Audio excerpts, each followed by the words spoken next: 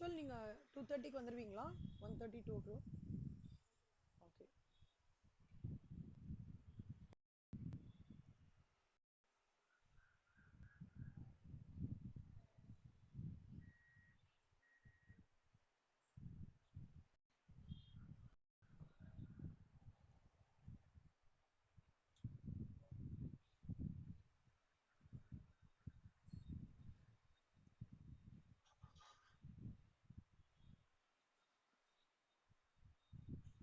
இந்த கார்ப்பரேட் அக்கவுண்டிங்கோட சேர்த்து section A 50%, auditing 50%. ஓகேவா? இதுல வந்து அக்கவுண்டிங் ஸ்டாண்டர்ட்ஸ் ரொம்ப இம்பார்ட்டன்ட் கண்ணா. 60 இல்லஸ்ட்ரேஷன்ஸ் இருக்கு. அந்த 60 இல்லஸ்ட்ரேஷன்ஸ்ல 50 to 52 இல்லஸ்ட்ரேஷன்ஸ் ரொம்ப ஈஸி. 8 இல்லஸ்ட்ரேஷன்ஸ் தான் நீங்க யோசிக்கிற மாதிரி இருக்கும். சரியா? அது ஷேர்ஸ் அண்ட் டிபென்ச்சர்ஸ் வந்து 12th ஸ்டாண்டர்ட்ல வந்து கம்பெனி அக்கவுண்ட்ஸ்ல ஸ்டார்ட் பண்ணீங்க இல்லையா? ஒரு ஃபண்டிங்காக வந்து ஷேர்ஸ் ரைஸ் பண்றது, டிபென்ச்சர்ஸ் வந்து ஃபண்டிங்காக ரைஸ் பண்றது, எப்படி வந்து அலாட்மெண்ட் வந்து ஆஃப் ஷேர்ஸ் பண்றாங்க. இது வந்து பெரிய சாப்டர். அக்கவுண்டிங் ஃபார் ஷேர்ஸ் வந்து பெரிய சாப்டர். ஆனா அதுல ஒன்லி 10% தான். ஓகே, அதனால நீங்க என்ன பண்ணணும்?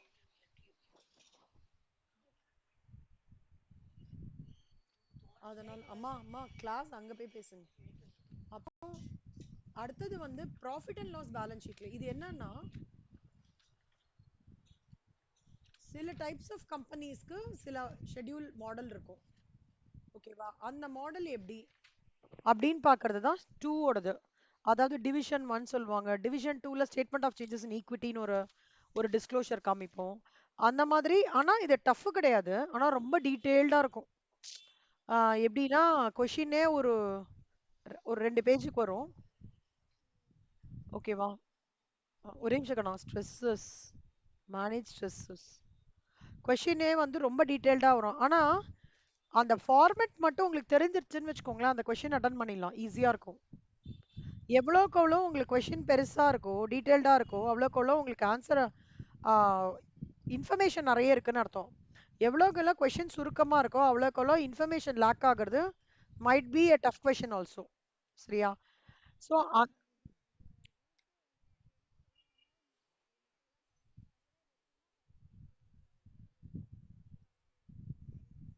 ஆமா, கரெக்ட் கண்ணா. இது ரொம்ப ஆக்சுவலா ஒரு குட்டி ஃபார்மேட் தான். காமிக்கிறேன் பாருங்களேன்.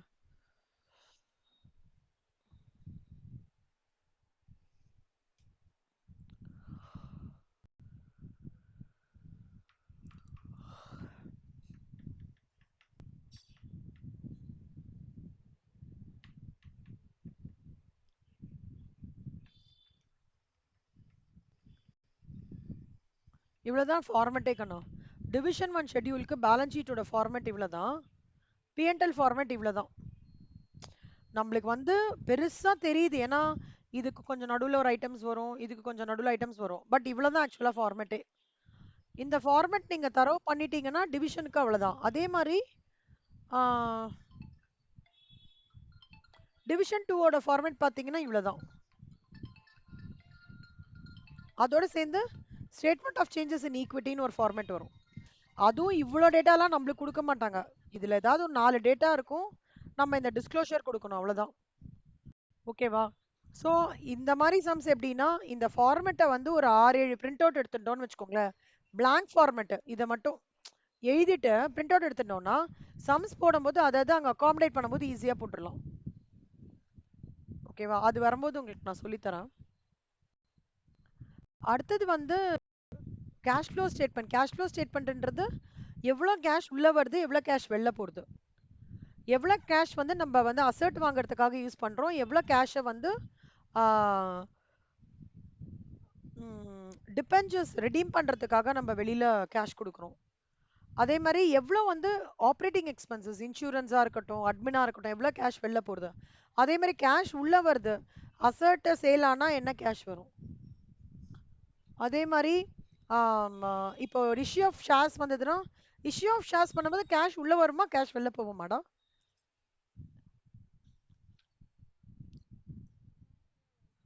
கேஷ் உள்ள வரும். ரிடம்ஷன் ஆஃப் ப்ரிஃபரன்ஸ் ஷேர்ஸ்ல கேஷ் உள்ள வருமா வெளில போகுமா? வெளியில போகும். ஓகே இல்ல? ஸ்ரேயா உங்களுக்கு ஓகே தானே ஸ்ரேயா? தீப்திக்கும் ஸ்ரேயா புரியுறது இல்ல? சி இந்த மாதிரி இந்த கேஷ் ஃப்ளோ ஸ்டேட்மெண்ட்ல மூணா டிவைட் ஆகுறது. ஒரு பார்ட் ஆஃப் இட் எப்படி என்ன சொல்லுவாங்க அப்படின்னா cash flow from operating activities, cash flow from purchasing activities, cash flow from investing activities. அதுதான் இதோட கிரக்ஸே. இந்த மூணு விஷயத்துக்குள்ள என்னெல்லாம் அடங்குறதுன்றது நம்மளுக்கு தெரிஞ்சிருச்சு அப்படின்னா தோ ஆப்ரேட்டிங் இன்வெஸ்டிங் ஃபினான்சிங் இதெல்லாம் என்ன தெரிஞ்சிருச்சுன்னா நம்மளால ஈஸியா கிராக் அவுட் பண்ண முடியும். ஓகேவா? ஒவ்வொரு கேட்டகரிக்கும் என்ன வரும், இப்போ கேஷ் ஃப்ளோ ஃப்ரம் ஆப்ரேட்டிங் ஆக்டிவ்னா என்ன வரும், அதுலயே திடீர்னு இந்த கான்செப்ட் ஆஃப் என்ன சொல்றது cash in flow cash out flow அந்த கான்செப்ட்லாம் நம்ம அசஸ் பண்ற மாதிரி இருக்கும். ஓகேவா? அது வந்து அந்த ஆப்ரேட்டிங்க்கு இந்த இதெல்லாம் வரும், இன்வெஸ்டிங்க்கு இதெல்லாம் வரும், ஃபினான்சிங்க்கு இதெல்லாம் வரும் அப்படின்னு நம்ம அண்டர்ஸ்டாண்ட் பண்ணிட்டோம்னா நம்மளால ஈஸியா கேஷ் ஃப்ளோ ஸ்டேட்மெண்ட் போட்டுடலாம். இதுல ரெண்டு மெத்தட் இருக்கு கண்ணா, direct method, indirect method. Direct method ரொம்ப ரொம்ப ரொம்ப ஈஸியா ஸ்ட்ரெயிட் ஃபார்வர்டு. இன்டைரக்ட் மெத்தட்ன்றது கொஞ்சம் டஃப் கிடையாது, கொஞ்சம் டீடைல்டா போகும் அவ்வளவுதான். ஓகேவா? அது அத பத்தி நம்ம இது இன்டைரக்ட் மெத்தட், இது வந்து டைரக்ட் மெத்தட். ஸ்ட்ரெயிட்டா எடுத்துன்னு வந்துருவாங்க ஆன்சர். இன்டைரக்ட் மெத்தட்ல நெட் ப்ராஃபிட்ல இருந்து ஸ்டார்ட் பண்ணுவோம். ஓகேவா? இது கேஷ் ஃப்ளோ ஸ்டேட்மெண்ட்.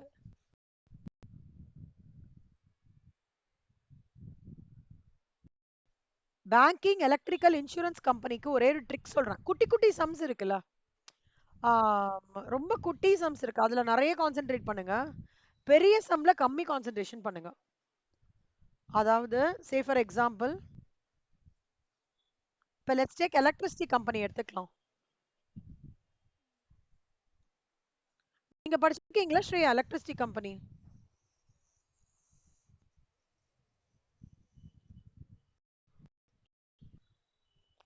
ஓ பேங்கிங் இன்சூரன்ஸ் தான் படிச்சிருக்கீங்க. இப்ப குட்டி சம் மார்க் உண்டா, இவ்வளவுதான் இருக்கும் சம்மே. இது 7 மார்க்ல வரும். ஓகேவா? இந்த மாதிரி சம்ஸ் இருக்கும், சின்ன சம்மா இருக்கும், ஒரு 4 ஜர்னல் என்ட்ரி, இதோ இவ்வளவுதான் சம், இது 7 மார்க். இந்த பர்சன்டேஜ் ஞாபகம் வச்சுட்டா போதும், இது பண்ணலாம். புக்கு சம்மே அப்படியே கொடுப்பாங்கடா, அப்படியே புக்ல இருக்க சம்மே அப்படியே வரும். Corporate accounting, electricity, banking, insurance, accounting standard, high probability of getting the same illustration sum. அப்படியே லம்பா மார்க் எடுக்கலாம். illustration 23 அப்படியே இது புக் சம்டா, ஒரு வாட்டி வந்திருக்கு. 24 புக் சம் அப்படியே வந்திருக்கு. புக் சம் இம்பார்ட்டன்ட் சம் ட்ராகனா, காஸ்ட் ஆஃப் கோல் இதெல்லாம் பார்த்திருப்பீங்கன்னு நினைக்கிறேன். தீப்தி அப்படியே புக் சம் செல்லும். இந்த குட்டி ஃபார்மேட் ஞாபகம் வச்சுட்டா போதும், இதை போட்டுடலாம். பெரிய sums okay okay fine fine no problem சொல்றேன். ஆனா சின்ன சம்ஸ்லாம் நல்லா கான்சென்ட்ரேட் பண்ணுங்க என்ன, பெரிய சம்ல கம்மி கான்சென்ட்ரேஷன் பண்ணுங்க. கொஸ்டின்லயும் நல்ல பெரிய சம்மா வந்ததுன்னு வச்சுக்கோங்க, அதாவது மத்ததெல்லாம் தெரியலன்னா அதை ஆஃப் பண்ணுங்க, மத்தது தெரிஞ்சதுன்னா அதை ஆஃப் பண்ணாதீங்க. ஏன்னா டைம் டேக்கிங் ஆயிடும். இந்த பெரிய சம் இருக்கு பாத்தீங்களா, ரொம்ப பெரிய சம் அப்ரோச் பண்ணும்போது கொஞ்சம் டைம் டேக்கிங் ஆகிறதுக்கு சான்சஸ் இருக்கு. இந்த மாதிரி பெரிய சம்ஸ் இருக்குல்ல, இதெல்லாம் ஓகே சம்ஸ் தான், இதோட பெருசா இருக்கும் சம், அதெல்லாம் கொஞ்சம் டைம் டேக்கிங்கா இருக்கும்.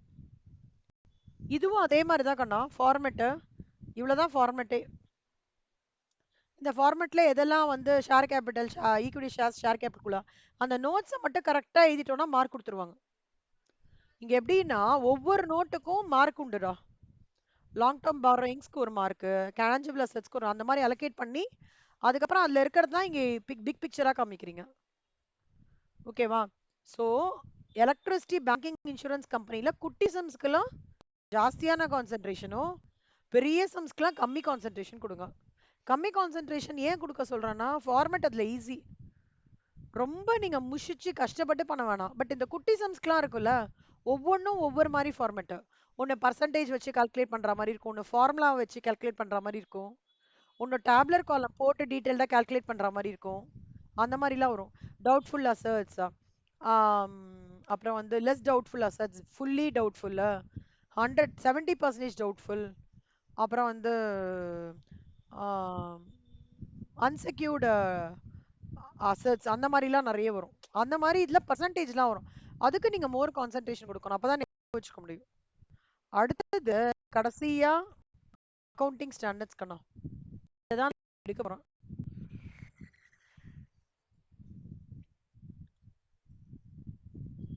ஸ்ரேயா, நம்ம ஸ்டேஜ் 1ல அக்கவுண்டிங் ஸ்டாண்டர்ட்ஸ் படிச்சோம் தெரியுமா? செலக்டட் அக்கவுண்டிங் ஸ்டாண்டர்ட்ஸ் படிச்சோம் தெரியுமா? அதோட எக்ஸ்டென்ஷன். நீங்க என்ன காலேஜ்லயா இருக்கீங்க கண்ணா ஸ்ரேயா? வீட்ல இருக்கீங்களா? வீட்ல இருக்கீங்களா? சரி. எனக்கு ஏதோ ஒரு மாதிரி சத்தம் கேக்குது, என்னன்னு தெரியல.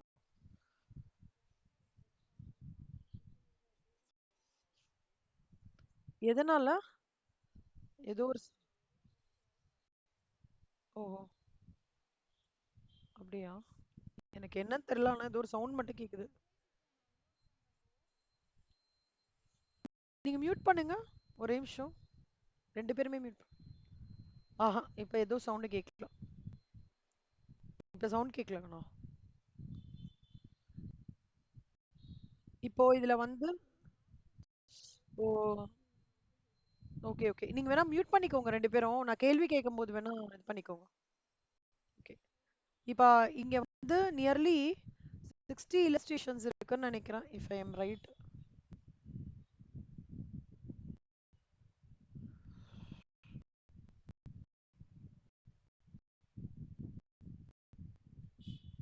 63 illustrations இருக்கு கண்ணா. ஓ, சாரி 65 illustrations. ஓகேவா? இந்த 65 illustrationsல 55 to 60 illustrations ரொம்ப ஈஸியா இருக்கும். அதான் நான் இப்ப ஆரம்பிக்க போறேன். ஓகே. அக்கவுண்டிங் ஸ்டாண்டர்ட்ஸ் என்னன்னா என்ன அப்படின்னா என்ன அர்த்தம் திதி?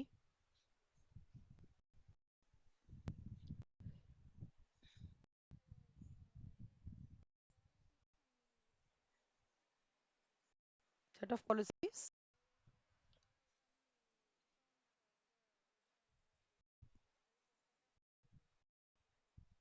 ஓகே. உங்களுக்கு எந்த அக்கவுண்டிங் ஸ்டாண்டர்ட் ஸ்டேஜ் 1ல நல்லா ஃபெமிலியரா டக்குனு ஞாபகம் வர மாதிரி இருக்கு?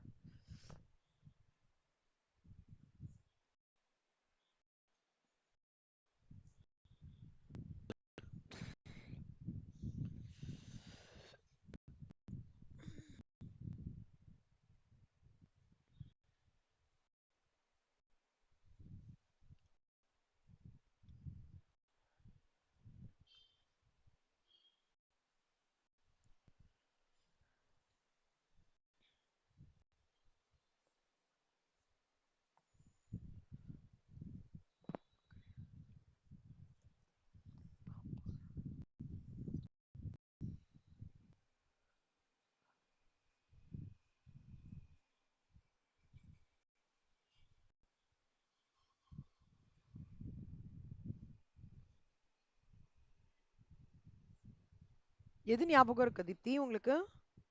டக்குன்னு ஏதாவது ஞாபகம் வருதா?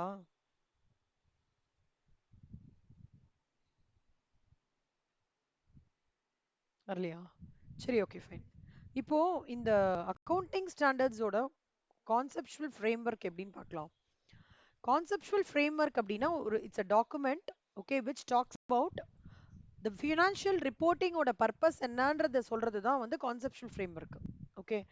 அக்கவுண்டிங் ஸ்டாண்டர்ட்ஸுக்கான கைட்லைனையே கான்செப்சுவல் ஃப்ரேம்வொர்க்ல தான் போட்டு கொடுத்துருக்காங்க. ஓகே. இந்த இன்ஸ்டியூட் ஆஃப் சார்ட்டர்ட் அக்கௌண்டன்ட்ஸ். எனக்கு உங்க வாய்ஸ் ஆக்சுவலா கேட்கல, நான் கேள்வி கேட்டேன். அப்புறம் ரிப்ளை இல்லைன்னு உடனே சரி உங்களுக்கு ஏதோ இஷ்யூன்னு நினச்சேன்டா. Internet problem. இப்போ கேட்குது. Conceptual framework for financial reporting under as.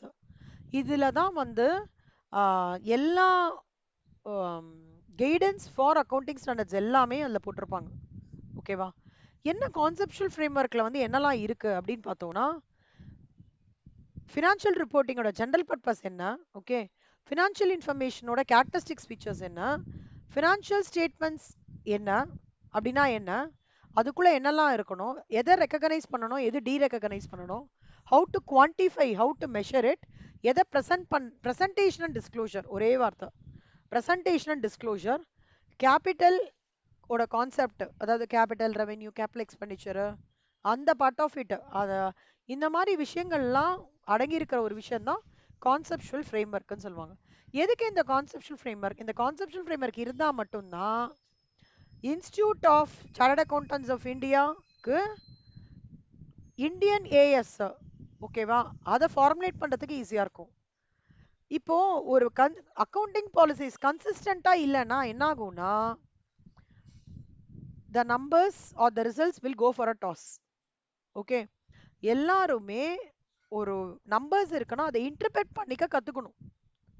Okay, பிஇட் இயர்னோ price earning ரேஷியோவா இருக்கட்டும், ஏர்னிங்ஸ் பர் ஷேரா இருக்கட்டும், சேல்ஸ் நம்பரா இருக்கட்டும், காஸ்ட் ஆஃப் குட்ஸ் சோல்ட் நம்பரா இருக்கட்டும், பிஇட் இயர்னோ பர்ச்சேசஸ் நம்பர், எல்லாத்தையுமே you should be able to interpret it and talk about it.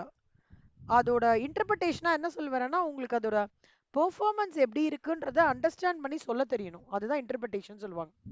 Okay, objectives of general purpose financial ரிப்போர்ட்டிங்னா என்ன அர்த்தம்னா, ரிப்போர்ட்டிங் பத்தியான ஃபினான்ஷியல் இன்ஃபர்மேஷன், அதாவது இன்வெஸ்டர்ஸ்க்கு தேவையான இன்ஃபர்மேஷனை கொடுக்கறது ஜெனரல் பர்பஸ். என்ன ஜெனரல் பர்பஸ் ஃபினான்ஷியல் ரிப்போர்ட்டிங் இருக்குன்னா, அசட்ஸ் பத்தியான டீடைல், லயபிலிட்டி பத்தியான டீடைல், கேஷ் ஃப்ளோ எவ்வளவு வந்தது, எப்படி வந்து என்டிட்டிஸ் எக்கனாமிக் ரிசோர்சஸ் இது பண்ணிருக்காங்க, அக்ரூவல்ஸ் என்ன மாதிரி இருக்குன்றது சொல்றது தான் ஜெனரல் பர்பஸ் ஃபினான்ஷியல் ரிப்போர்ட்டிங்.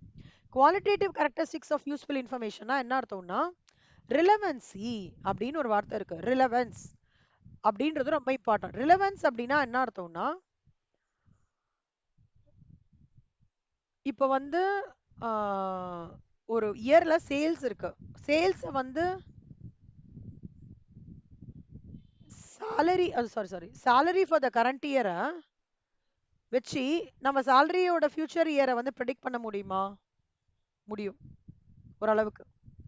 அப்பனா என்ன அர்த்தம், நம்ம பண்ண போற ஒரு கம்பேரிசனா இருக்கட்டும், பண்ண போற இன்டர்பிரேஷனா இருக்கட்டும், base element of cost or base element of சேல்ஸை ஸ்ட்ராங்கா வச்சுக்கணும். ஸ்ட்ராங்கான இண்டெக்ஸா இருக்கணும் for like to like matching. நான் ஓப்பனிங் ஸ்டாக் வச்சு சாலரிஸை ப்ரெடிக்ட் பண்ண முடியுமா? சொல்லுங்க ஸ்ரேயா.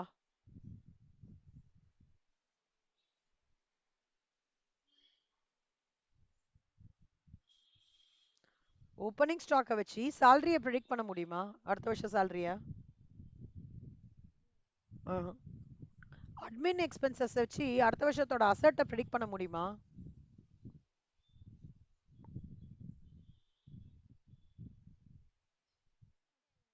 முடியாது. ஸ்ரேயா என்னாச்சு, என் வாய்ஸ் கேட்கலையா உங்களுக்கு? இல்லடாக்கா, நான் ஃபர்ஸ்ட் ஸ்டாண்டர்ட்ஸ் தான் கேட்டது, அடுத்தது கேட்கவே இல்லை. கொஞ்சம் கூட நீங்க இன்னும் கொஞ்சம் கூட வாய்ஸ் ரைஸ் பண்ணி பேசுங்க செல்லம். ரொம்ப ஃபீபிளா இருக்கா? ஸோ அப்போ ஒரு லைக் டு லைக் மேட்சிங் இருக்கணுங்கண்ணா. ஓகே, சேலரியோட கரண்ட் இயர் தான், நான் சேலரியோட ஃபியூச்சர், அப்போ there is a like to like matching which is very much important for the concept of relevance acting as a part of fundamental qualitative character. புரியுதா? அந்த ரிலவன்ஸ்ன்றது என்னன்னா, நம்ம எடுக்க போற ப்ரெடிக்ஷனுக்கு பேஸ் டேட்டா ஒரு ரிலவெண்டா இருக்கணும். அப்பதான் நான் எவாலுவேஷன் பண்ணி ஃபீட்பேக்கும் கொடுக்க முடியும்னு சொல்றது ரிலவன்ஸ். ஃபெய்த்ஃபுல் ரெப்ரசன்டேஷன், நான் எடுக்க போற டேட்டாவோட நம்பர்ஸ் கரெக்டா இருக்கணும்.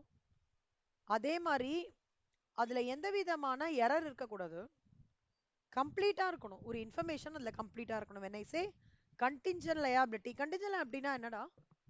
what do you mean by contingent liability?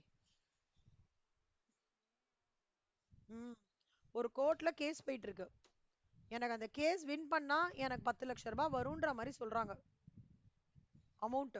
என்ன, அப்ப நான் அந்த கண்டின்ஜென்ட் லியாபிலிட்டியை பேலன்ஸ் ஷீட்ல எழுத மாட்டேன். என்ன பண்ணுவேன், நோட்ல போட்டு there is a contingent liability to the extent of 10 lakhs expected as a revenue if the case wins அப்படின்னு எழுதணும். இந்த இன்ஃபர்மேஷன் இருக்கு பாத்தீங்களா, இந்த இன்ஃபர்மேஷன் வந்து கிளியரா இருக்கணும். அதே மாதிரி it should be free from எந்த விதமான ஒரு சந்தேகத்துக்குரிய விஷயமா இருக்கவே கூடாது. It should be a faithful representation. சரியா? த்ரீ வே கனெக்ட்னு சொல்லுவாங்க கண்ணா, ஃபெய்த்ஃபுல் ரெப்ரசன்டேஷனுக்கு த்ரீ வே கனெக்ட்னு வாங்க. Complete, free from bias and accurate. Enhancing குவாலிட்டேட்டிவ்னா கம்பேரிட்டபிலிட்டி, வெரிஃபைபிலிட்டி, டைம்லினஸ், அண்டர்ஸ்டாண்டபிலிட்டி. 4 இருக்கு. இது சும்மா கோத்ரூ பண்ணிக்கோங்கடா, இது மட்டும். இப்ப financial statements and reporting entity. Financial ஸ்டேட்மெண்ட்ஸ்னா என்ன? Balance sheet, statement of profit and loss, அதெல்லாம் வந்து ஃபினான்ஷியல் ஸ்டேட்மெண்ட்ஸ். ஆனா the financial profit and loss talks about the current year. Balance sheet talks about the assets and liability which is going to be taken as a opening for the next year. கரெக்டா? அப்பனா என்ன அர்த்தம்? ஒரு கம்பெனியோட அசெட்டா இருக்கட்டும், லயபிலிட்டியா இருக்கட்டும், ஈக்விட்டியா இருக்கட்டும், இன்கம்மா இருக்கட்டும், எக்ஸ்பென்சஸா இருக்கட்டும், எல்லாத்தையும் நம்ம ஒரு பிக்சர் எடுத்துட்டு வரோம்னா எதுக்குன்னா, அடுத்த வருஷம் இல்ல ஃபியூச்சர் இயர்ஸ்ல எப்படி கம்பெனி இன்ஃப்ளோ எப்படி எடுத்துன்னு வர போகுது, ஓகே, கம்பெனியோட எக்கனாமிக் ரிசோர்சஸ் எப்படி பொட்டன்ஷியலா யூஸ் பண்ணலாம் அப்படின்ற ஒரு விஷயங்கள் எல்லாம் ஃபினான்ஷியல் ஸ்டேட்மெண்ட்ஸ் அண்ட் ரிப்போர்ட்டிங் என்டிட்டில சொல்றாங்க. ஆமா, ரிப்போர்ட்டிங் என்டிட்டிஸ்ன்றது என்ன அர்த்தம்னா consolidated financial statements, unconsolidated financial statements. Consolidated financial ஸ்டேட்மெண்ட்ஸ்னா என்ன? இந்த கன்சாலிடேட்டட் ஃபினான்ஷியல் ஸ்டேட்மெண்ட்ன்றதுல வந்து அசட், லயபிலிட்டி, ஈக்விட்டிக்கான செப்பரேட் இன்ஃபர்மேஷன் கொடுக்காது.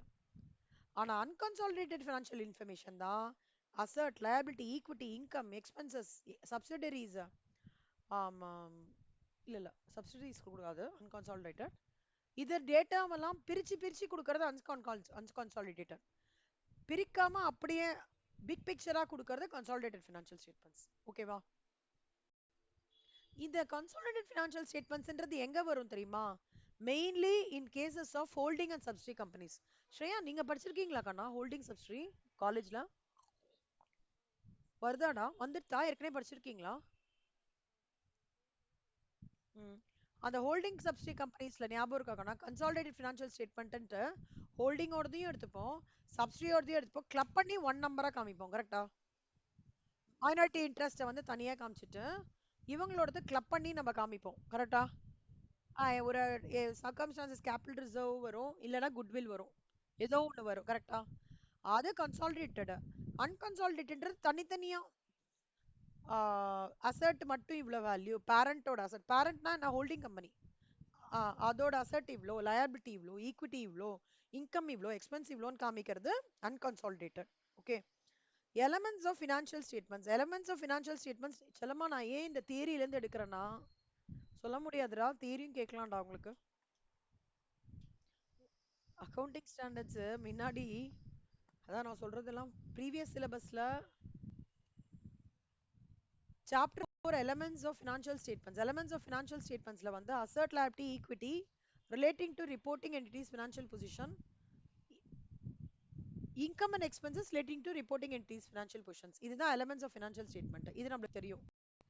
ரெகக்னிஷன் அண்ட் டீரெகக்னிஷன் என்ன? ஒரு ரெகக்னிஷன் ஆஃப் அ பர்டிகுலர் அசர்ட்டோ லயபிலிட்டியோ நான் சொல்றேன் அப்படின்னா ஒண்ணுமே இல்ல. ரெகக்னிஷனா என்ன அர்த்தம்னா, நான் அதை பிஎன்எல்குள்ள இன்க்ளூட் பண்றேனா இல்லையா, இல்ல பேலன்ஸ் ஷீட்குள்ள இன்க்ளூட் பண்றேனா இல்லையாத்துக்கான கார்ப்பரேட் அக்கவுண்டிங் டெர்மினாலஜி தான் ரெகக்னிஷன் சொல்றாங்க. when they say it has to be recognized, it means that it's a question of including in your balance sheet or PNL account. அதுதான் ரெகக்னிஷன் சொல்றாங்க. புரியுதா? இப்போ வந்து இப்போ நான் இன்னும் கொஞ்சம் கூட இதை சொல்றேன் எப்படின்ட்டு.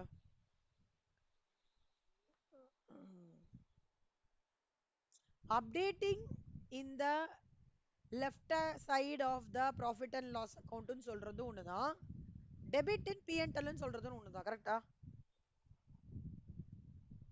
கரெக்ட். இப்போ நம்ம பெருசா சொல்றோம்ல, capture for either is including in the balance ஷீட்னு சொல்றோம்ல, இது ஜஸ்ட் என்ன சொல்றாங்கன்னா ரெகக்னிஷன் அப்படின்றாங்க. அவ்வளவுதான், வேற எதுவுமே இல்ல. பெரிய வார்த்தை எல்லாம் ஒண்ணும் இல்லடா, சாதாரண மீனிங் தான். டீரெகக்னிஷன் என்னன்னா அதுதான்.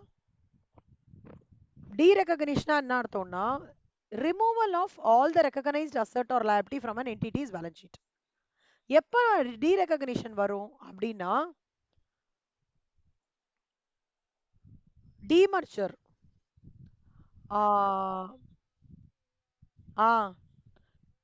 கரெக்டடா.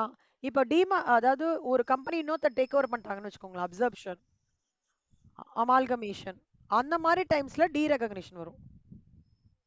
ஓகேவா? ஓகேவா ஸ்ரேயா? நீங்க படிச்சிருக்கீங்களா அமால்கமேஷன், அப்சர்ப்ஷன் அதெல்லாம்?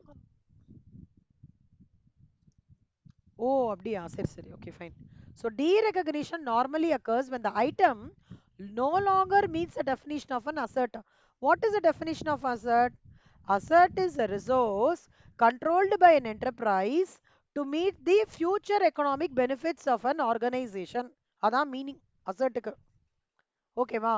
ஆனா அது அந்த அசர்ட்டே அங்க இல்லைன்ற போது அதை தான் சொல்றாங்க which completely goes opposite to the definition of asset or liability. ஓகேவா? அப்ப இங்க assets and liability என்ன ஆகிறது? They become the transferred components. வேற ஒரு இதுக்கு போகிறது. புரியுறதாடா உங்களுக்கு? செல்லம், நீங்க என்ன பண்ணிக்கோங்க, இந்த புக் வச்சிருக்கீங்களா ரெண்டு பேரும் கையில? நான் சொல்றதெல்லாம் மட்டும் கொஞ்சம் அண்டர்லைன் பண்ணிடுங்க இதுல. இது கொஞ்சம் எம்சிக்யூ சான்சஸ் இருக்கு. ஃபர்ஸ்ட் சென்டென்ஸ், சாரி இது ஃபுல்லாவே. ஆமா, அப்புறம் இன்னொன்னு கேரிங் அமௌண்ட்னா என்னன்னு சொல்லிடுறேன்டா. As on this particular date டெப்ரிசியேஷன்லாம் போக, அசட்டுக்கு சொல்றேன், போக ஒரு அமௌண்ட்டை நம்ம பேலன்ஸ் ஷீட் அசட்ல காமிக்கிறோம்ல, அதுக்கு பேர் தான் கேரிங் அமௌண்ட். அதே மாதிரி லயபிலிட்டியை ஃபினான்ஷியல் இயர் எண்ட்ல ஒரு அமௌண்ட்டை காமிக்கிறோம்ல, அதுக்கு பேர் தான் carrying amount. So goes for equity, அதுக்கு பேர் தான் கேரிங் அமௌண்ட். ரொம்ப இம்பார்ட்டன்ட். இதை ஃபுல்லா அண்டர்லைன் பண்ணிக்கோங்க. அப்படியே கீழே வாங்க, இதை ஃபுல்லா அப்படியே அண்டர்லைன் பண்ணிக்கோங்க, ரொம்ப இம்பார்ட்டன்ட். பண்ணிட்டீங்களா? அசர்ட்னா என்ன அர்த்தம்? Is a resource controlled by an organization wherein அந்த அதன் மூலமா ஒரு ஃபியூச்சர் எக்கனாமிக் பெனிஃபிட்ஸ் கிடைக்கிறதுன்றது தான் அசர்ட்னு சொல்லுவாங்க. ஓகேவா? இதெல்லாம் அப்படியே சும்மா கோத்ரூ பண்ணிக்கோங்க செல்லமா. மெஷர்மெண்ட் வாங்க. மெஷர்மெண்ட்னா என்ன அர்த்தம்? இப்ப பாரு, Deepti is a brilliant girl. என்னமா? சொல்லுங்க சொல்லுங்க சொல்லுங்க சொல்லுங்க சொல்லுங்க சொல்லுங்க. கரெக்ட். Monetary, quantitative, quantify. இப்போ Deepti is a brilliant girl அப்படின்னா தீப்தியோட ரிச்னஸ் தெரியுமான்னு தெரியாது. ஸ்ரேயா இஸ் அன் இன்டெலிஜென்ட்னா ஸ்ரேயா கிட்ட இருக்க நெட்வொர்க் தெரியுமா? ஒரு ஆர்கனைசேஷன் பாயிண்ட் ஆஃப் வியூல என்ன இன்வெஸ்டர்ஸ் எதிர்பார்ப்பாங்க? ஸ்ரேயா பிரில்லியண்டா, தீப்தி பிரில்லியண்டாலாம் இல்லை, எவ்வளோ நெட்வொர்க் வச்சிருக்கான், அவனோட ஃபியூச்சர் ஆப்பர்ச்சுனிட்டிஸ் என்ன, இதெல்லாம் தானே நினைப்பாங்க ஒரு இன்வெஸ்டரா. அப்போ அவன் பார்க்கும்போது என்ன, எவ்வளோ அவனுக்கு in terms of some quantification it has to be தேர்ல. ருபீஸ் இல்ல 100 crores ஸ்ரேயா வச்சிருக்காங்க, 1500 crores தீப்தி வச்சிருக்காங்கன்னு சொல்லும் போது என்ன ஆயிடும் இன்வெஸ்டருக்கு? ஏய் பரவாயில்லப்பா அப்படின்ற மாதிரி அப்பதானே அவங்களை அசஸ் பண்றாங்க. Elements recognized in financial statements ன்னு வரும்போது everything has to be quantified in terms of rupees or dollars or GBP, whatever the respective country follows. This is the rule of all the countries. Accounting standard ஒவ்வொரு கண்ட்ரிக்கு vary ஆனாலும் ஒரே ஒரு விஷயம் தான், whatever in financial statements has to be quantified in monetary statements. அதை தான் measurement பேசிஸா வச்சிருக்காங்க. ஸ்ரேயா புரியுறதா ஸ்ரேயா? ஏன்டா ஸ்ரேயா டல்லா இருக்கா? நீ எப்பவுமே டக் டக்குன்னு ஆன்சர் பண்ணுவியே. Okay okay okay. இல்ல எனக்கு ஏதோ ஒரு ஒரு மாதிரி ஒரு வாய்ஸ்ல இன்னைக்கு இல்ல, இந்த ஸ்டேஜ் 2 ஆரம்பிச்சதுல இருந்து ஏதோ டல்லா இருக்கிற மாதிரியே நான் ஃபீல் பண்றேன். ஓகே, அந்த மாதிரிலாம் ஒன்றும் இல்லையே. ஓகே. இது எக்ஸாமினேஷன் ஃபீஸ் கட்டிடுங்கடா, ஓப்பன் ஆயிடுச்சு. நான்லாம் நேத்தி கட்டிட்டேன். 4-5 ஸ்டூடெண்ட்ஸ் கட்டிட்டாங்க, பார்த்துக்கோங்க. நேத்திக்கு நல்ல நாள்ல விநாயகர் சதுர்த்தி, அதனால. ஹிஸ்ட்ரி இருக்குடா, டைம் இருக்கு, இன்னும் டைம் இருக்குடா. ஒரு மாசம் மேலேயே, ஒரு மாசம் 10 நாள் இருக்கேன். பாருங்க, ஆனா நல்ல நாளா பார்த்து அம்மா அப்பா கிட்ட கேட்டு கட்டுங்க. History cost measures provide monetary information about. இந்த ஹிஸ்டரி காஸ்ட்னா என்ன அர்த்தம்னா, ஹிஸ்டரினாலே என்னடா, something that has already happen இல்லையா. ஹிஸ்டரி காஸ்ட்ன்றது வந்து என்னன்னா, வென் இட் இஸ் அக்வயர்டு, எப்போ நான் அக்வயர் பண்ணியிருக்கேனோ ஆர் கிரியேட்டட் அந்த cost during my purchase of the asset, அந்த காஸ்ட் கம்ப்ரைசிங் த கன்சிடரேஷனா நான் அதுக்கு என்ன பே பண்ணேனோ அது. Plus the transaction cost. அப்படின்னா என்ன அர்த்தம்? வீட்டுக்கு வந்து வாஷிங் மிஷின் வாங்குறேன்னா 20,000 வாஷிங் மிஷின், அவன் எடுத்துன்னு வரத்துக்கு ஒரு 500 வீட்டில் வந்து ஃபிட் பண்ணுறதுக்கு ஒரு 1000. அப்போ 20,000 500 1000 21,500 தான் it's my purchase cost. So இந்த ஹிஸ்ட்ரி காஸ்ட் என்ன பண்ணும் அப்படின்னா மெஷர்ஸ் குவான்டிஃபை பண்ணுமா, அசர்ட் லயபிலிட்டி ரிலேட்டட் இன்கம் எல்லாத்தையும் what ever the information it already has அதை வச்சு இட் வில் குவான்டிஃபை இட். ஓகேவா? இது ரொம்ப ஹை லெவலாக தெரிஞ்சுக்கோங்க. கரண்ட் வேல்யூல முக்கியமான வார்த்தைக்கன்னா fair value, value in use, current cost. Fair வேல்யூனா என்ன அர்த்தம்? Any idea?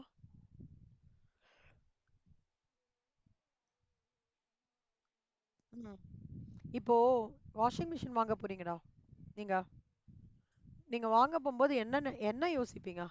ஃபர்ஸ்ட் என்ன பண்ணுவீங்க? வாஷிங் மிஷின் வாங்க போறீங்க, அம்மாவுக்கு ஒரு வாஷிங் மிஷின் வாங்கி கொடுக்கலாம்னு நினைக்கிறீங்க, ஃபைனல்லாம் முடிச்சுடுறீங்க, நல்லா இன்கம் ஏர்ன் பண்றீங்க, அம்மாவுக்கு வந்து ஹோம் அப்ளைன்சஸ் ஃப்ரெஷ்ஷாக வாஷிங் மிஷின், ஃப்ரிட்ஜ், டிவி எல்லாம் வாங்கி கொடுக்கலாம்னு நினைக்கிறீங்க. என்ன பண்ணுவீங்க first? What will be your idea?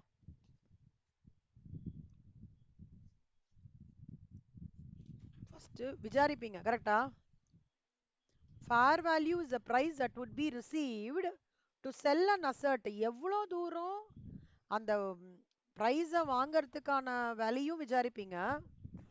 ஒருவேளை வீட்டில் இருக்கிற எக்ஸ்சேஞ்ச் மாதிரி போடுறீங்கன்னா அந்த ப்ரைஸ் அசட் எவ்வளோ தூரத்துக்கு விற்று போகும் மார்க்கெட்டில் போனாலும் விசாரிப்பீங்களா? அதுதான் ஃபேர் வேல்யூ. காமனாக இந்த அசட் எவ்வளோ ரூபாய்க்கு வாங்கலாம், இல்லை அந்த அசட் எவ்வளோ ரூபாய்க்கு விற்கலாம், அந்த மாதிரி ஒரு வேல்யூவை தான் ஃபேர் வேல்யூன்னு சொல்லுவாங்க. வேல்யூ இன் யூஸ்ல தான் கண்ணம்மா always we will take into consideration of present value concept. present value concept na என்ன? Any idea?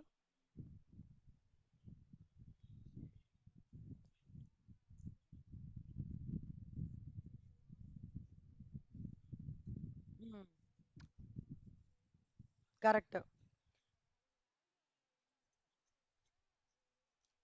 அப்படின்னு சொல்லுவாங்கல்ல. கரெக்ட் கரெக்டா. இப்போ நான் 5 விஷயம் ஆ